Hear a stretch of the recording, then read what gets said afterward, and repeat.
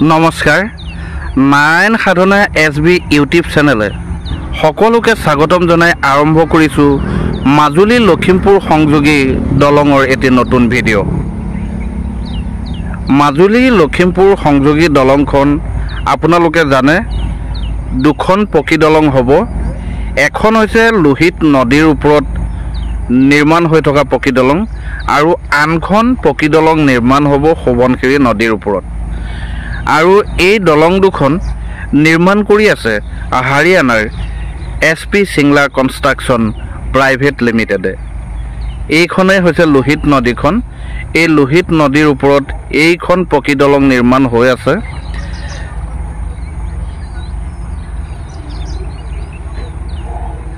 এই লোহিত নদীখনৰ ওপৰত নিৰ্মিত দলংখনৰ দূৰত্ব হৈছে 702 মিটাৰ আৰু এই দলংখনত সৰ্বমুঠ খুঁটা থাকিব 21টা।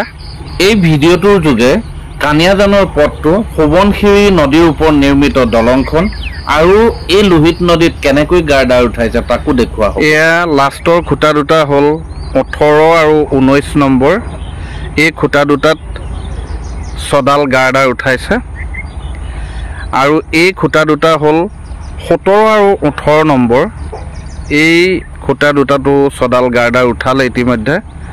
আৰু এই দুটা খুঁটা হৈছে 16 আৰু 17 নম্বৰ। এই 16 আৰু 17 নম্বৰটো ছডাল গাৰ্ডাৰ উঠাইছে আৰু এইটো হৈছে 15 আৰু 16 নম্বৰ। এই দুয়োটা খুঁটাটো ছডাল গাৰ্ডাৰ উঠাইছে আৰু এয়া 14 আৰু 15 নম্বৰ। ইয়াত গাৰ্ডাৰ উঠোৱা নাই। ইয়াত গাৰ্ডাৰ উঠাবলৈ অলপ অসুবিধা হৈ আছে। ইয়াতে এটা ৰাস্তা নিৰ্মাণ কৰি আছে। এই ৰাস্তা নিৰ্মাণ কৰাৰ পাছতে অতি সোনকালে এই 14 আৰু 15 নম্বৰ খুঁটাটো গাৰ্ডাৰ উঠাব। আৰু এই দুটা খুঁটা হৈছে 13 আৰু 14। 13 আৰু 14 নম্বৰটো ইতিমধ্যে ছডাল গাৰ্ডাৰ উঠোৱা হৈছে আৰু এয়া হৈছে এই দুটা খুঁটা হৈছে 12 আৰু 13 নম্বৰ। এই 12 আৰু 13 নম্বৰটো গাৰ্ডাৰ উঠাইছে আৰু এয়া হৈছে 11 আৰু 12 নম্বৰ।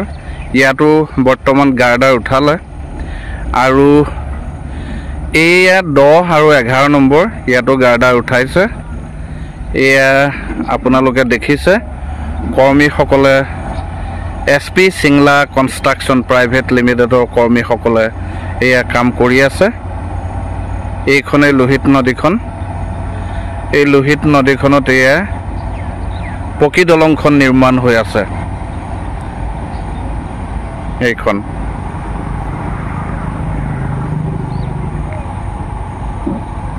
ইয়াতে এই দলং এখন নিৰ্মাণ কৰি আছে। এই 14 আৰু 15 নম্বৰ এই দুটা খুঁটাত গাৰ্ডাৰ উঠাবৰ কাৰণে এই ৰাস্তা বনাই আছে। এই ৰাস্তাৰ পৰাই ক্ৰেনে প্ৰলাৰ ক্ৰেনে ইয়াত গাৰ্ডাৰ উঠাব। এইখন লোহিত নদী।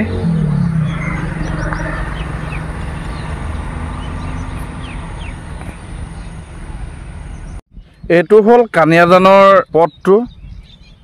এই পথে দুখন দলং সংযোগ সাধন কৰিছে। এই পথটোৱে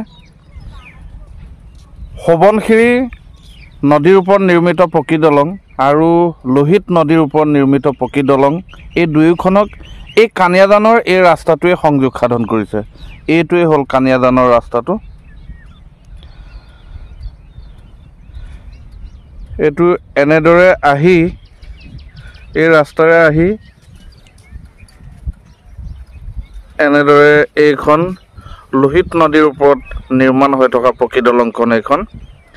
আৰু এইখন দলঙৰ পাছতে কানিয়াজান এই পথটো এই পথৰ পৰা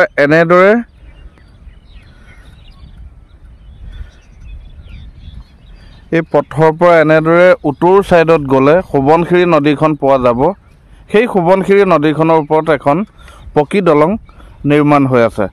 আৰু এইফালে এয়া হাৰিয়ানাৰ SP সিংলা কনষ্ট্ৰাকশ্যন প্ৰাইভেট লিমিটেডৰ কৰ্মীসকলে ইয়াতো কেম্প কৰি আছে। এইখিনিত কেম্প কৰি আছে। এই পথটোৰ দুয়ো কাষে এনেদৰে শৈলস্পাৰ নিৰ্মাণ কৰিছে। এইটো গেভেলিং ৱাল কয়। এই গেভেলিং ৱাল এই পথটোৰ দুয়ো কাষে এনেদৰে নিৰ্মাণ কৰিছে। এইটো ছাইডত এইটো ৱাল, মই সিফালেও যিটো গেভেলিং ৱাল নিৰ্মাণ কৰিছে এই পথটোৰ সিটো পাৰে, মই সেই সিটো পাৰৰ গেভেলিং ৱালটো আপোনালোকক দেখুৱাবলৈ যত্ন কৰিম। এই দুয়োটা গেভেলিং ৱালৰ মাজেদিয়েই এই কানিয়াজানৰ এই পথটো নিৰ্মাণ কৰা হৈছে। আৰু মই কৈছোঁৱে সিটো পাৰত আপোনালোকক দেখুৱাইছোঁৱে গেভেলিং ৱালটো। আৰু এই পাৰটোতো এইটো গেভেলিং ৱাল, এই গেভেলিং ৱালটো এই পাৰত এইটো নিৰ্মাণ কৰিছে। এইটো পাৰৰ দৰে সিটো পাৰতো এনেদৰে এই গেভেলিং ৱালটো নিৰ্মাণ কৰিছে। নিৰ্মাণ কৰাৰ পাছতেই এই দুয়োটা গেভেলিং ৱালৰ মাজতেই কানিয়াজানৰ এই পথটো নিৰ্মাণ কৰিছে SP চিংলা কনষ্ট্ৰাকশ্যন প্ৰাইভেট লিমিটেডে। আৰু এই দুয়োটা গেভেলিং ৱাল, এইফালে এইটো পাৰে এইটো গেভেলিং ৱাল, আৰু এইটো পাৰে সেইটো বগাকৈ দেখিছে সেইটো গেভেলিং ৱাল। আৰু এনেদৰে দুয়োপাৰে এই গেভেলিং ৱাল নিৰ্মাণ কৰি এই কানিয়াজানৰ এই পথটো নিৰ্মাণ কৰিছে। এইখন হৈছে সোৱণশিৰি নদী। এই সোৱণশিৰি নদীখনত এখন পকী দলং নিৰ্মাণ হ'ব।